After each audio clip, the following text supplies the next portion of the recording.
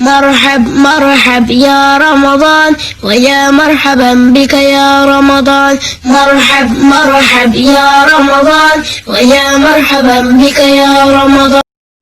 السلام عليكم أصحابتكم حر جناك قنعية وفرشيال كسول هذا عشر كان مانتا وحو كسابسن ياهي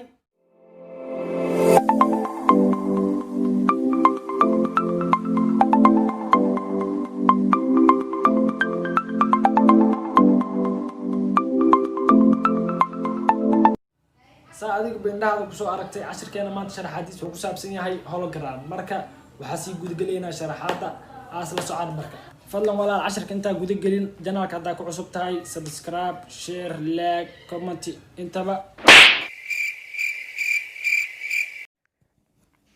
bismillaahir rahmaanir rahiim kusoo dhawaada sharaxaada hadda inoo bilaabana insha Allah marka hore waxa soo furanaysa application-ka loo yaqaano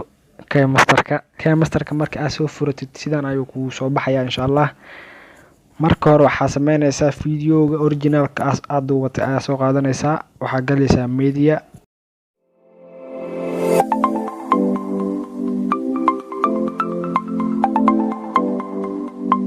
video-ga original-ka waa kana markii aad soo qaadatid waa kana markii hore saan ayuu ku soo baxaya markuu sidaan ku yahay waxa sameynaysaa aniga video kala had ii diyaarsan oo ah screen record oo macnaha shaashada aan ka soo duubay videogaas ay diyaarsan marka hadda soo qaadana layer-ka galina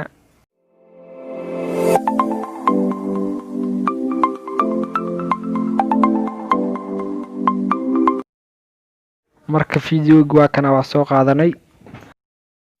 haatan waxa sameeyana videogan macnaha daciif ka dhigana iftiinka ka yareeyana sida loo arko aniga wajiga marka hadda normal waaye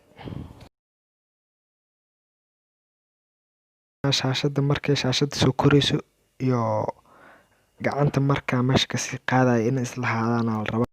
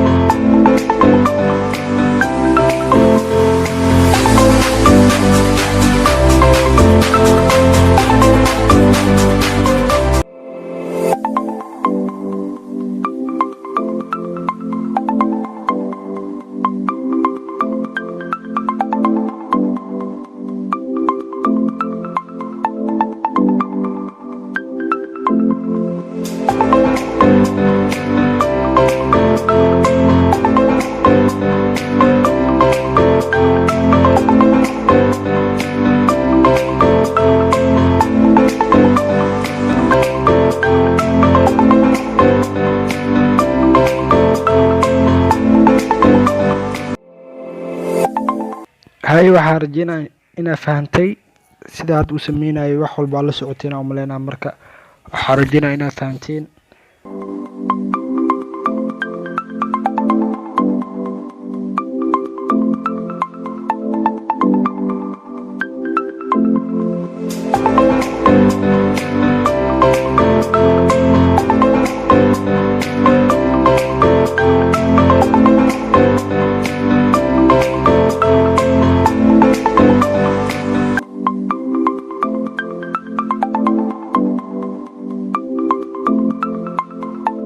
ما شاء الله marka waxaan rajeynaya inaa fahantay casharkeena maanta intuu ku egyahay marka asxaabta janaalkana kor ha loo qaado janaalka haddii aad ku cusub tahay subscribe saar haddii aad hor u joogtay share gareey walaal marka casharkeena maanta intuu ku egyahay wabillahi tawfiiq ramadaan mubaarak